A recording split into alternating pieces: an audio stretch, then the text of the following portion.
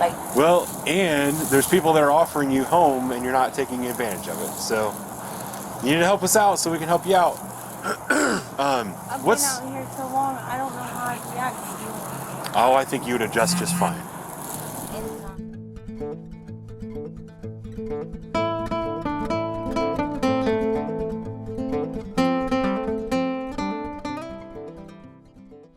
Alright, so today's video I know is going to have a lot of people upset with me, but today we're going to be talking about homeless people and the fact that the majority of people who are homeless in America are homeless by choice. They are living the lifestyle that they chose to live and they are refusing to accept help. I get very frustrated when I see comments on my videos from people blaming one politician or another for spending money on something else, rather than spending money on the homeless problem. You know, one of the most recent phenomenon is people saying, oh, Biden sent all of this money to Ukraine when that money should have been spent on the homeless people in America and they could have all been off the street, yada, yada, yada.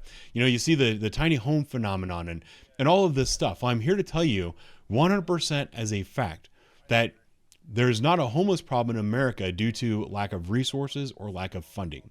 The reason we have a homeless problem in America is because people make a choice to live that way. That's exactly what you're going to see in the video today. This is a video where I pulled up behind a Burger King and I'm talking to a closed down Burger King, as a matter of fact, talking to a homeless woman who a lot of people would believe has completely hit rock bottom. And you're going to hear me begging and pleading her to accept my help because I'm trying to get her into a place, trying to get her into rehab, trying to get her off the street because, you know, you would think rock bottom. This woman is homeless in a wheelchair, only has one leg, living in a tent behind a shuttered down Burger King. And on top of that, her boyfriend was just murdered a couple of days before.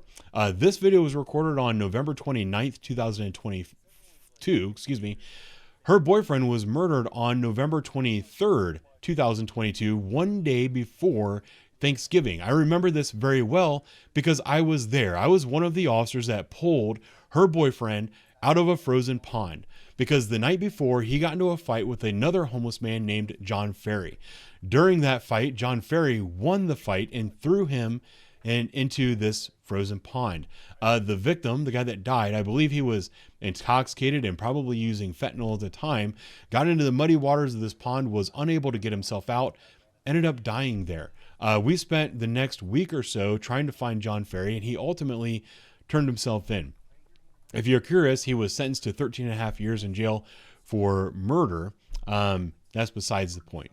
On this particular day, you're going to see us talking to this woman who, you know, prior to her boyfriend dying, being murdered out on the street, he was the one that took care of her. He brought her food. He brought her clothing. He kept her warm. He kept her sheltered.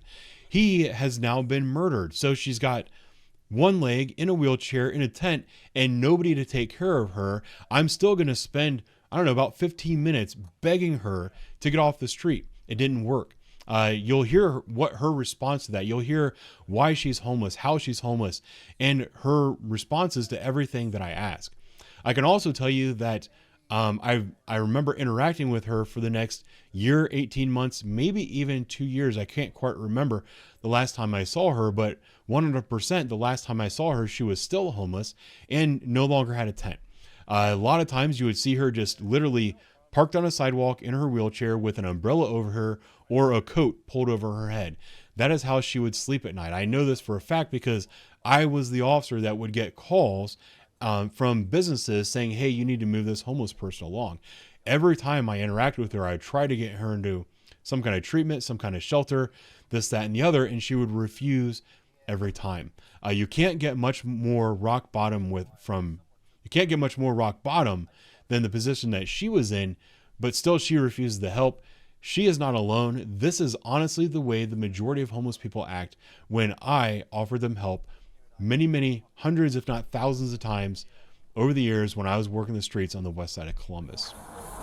Maybe. How's it going? Are you by yourself? Huh? Shitty? I'm sorry it's shitty. Are you by yourself? Do you have anyone that lives here with you? Charles and his mom is their tent. but his mom is in the hospital. There was an incident here the other night, and Charles is at Joey's camp helping him move, and I'm Robert Marsh's wife. The guy that found him gone. Okay, well that's what I thought you were. That's why I stopped to ask. So you haven't seen John anywhere around, have you? I've never seen him here. Really? Yeah. I didn't leave my tent for a month and a half. I Yeah. didn't see the sun for a month and a half. Yeah.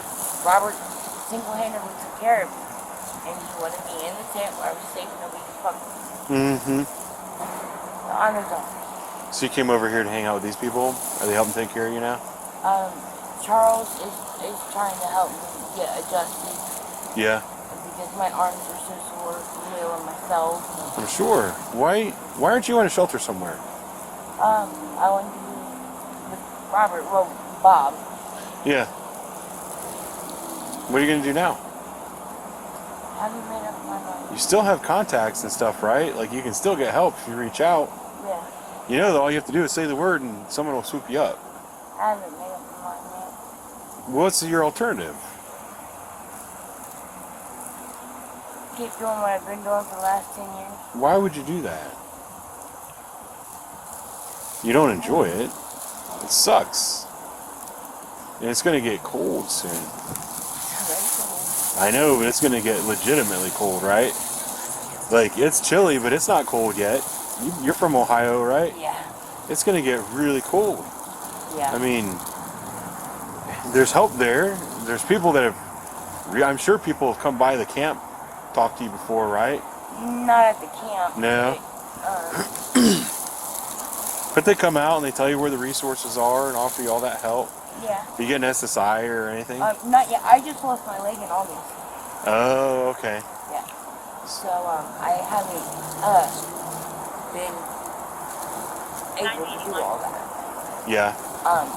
Bob was working, and he was working on, getting me my own phone so that I could do the doctor's appointments and stuff while he was at work. And, didn't work out that way. Okay. So you don't have like a case manager or anything that you're working with right now? Not or? right now. I'm Jordan's Crossing. The detective actually sent me that way. Okay.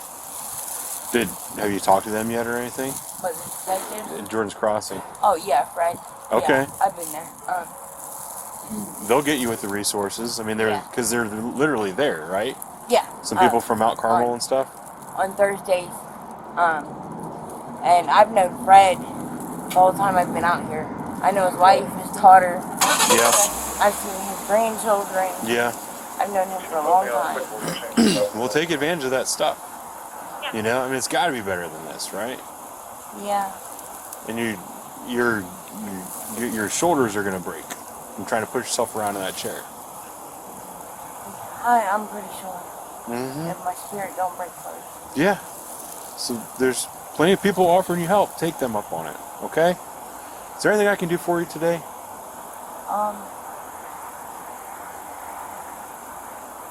No. No? You sure?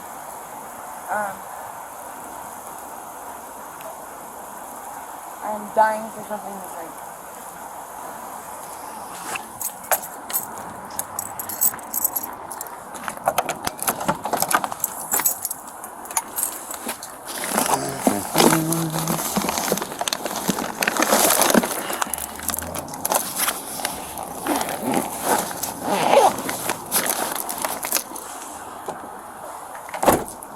There you go. It's just water.